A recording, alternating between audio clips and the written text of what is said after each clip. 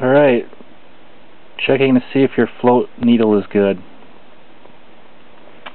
So what you do is you take a rubber band and you run the rubber band over, usually it's the jets. On this one it's the carburetor body, and you're just holding your float down, and that closes your float needle.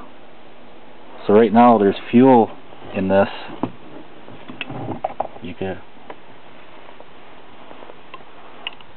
There's fuel in it.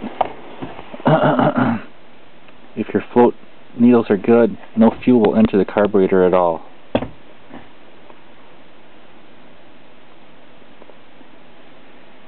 So there you go. You don't have to put your carburetors back on and then, turn your gas on in your fuel tank.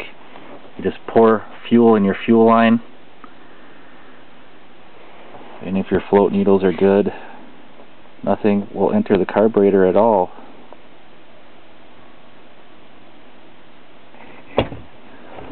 Also, this bike has a rusty gas tank. Rust got into the float needle area, so I sprayed that out with carburetor cleaner. But I also took the fuel line off. Maybe you want to take your fuel line off and replace it, but I washed it out. I just put gas in the line, kept washing it out,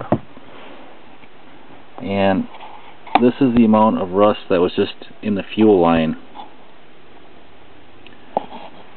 So then my fuel line was cleaned, and I ran more fuel through the fuel line and cleaned out the fuel bar, and there was about an equal amount of rust in the fuel bar.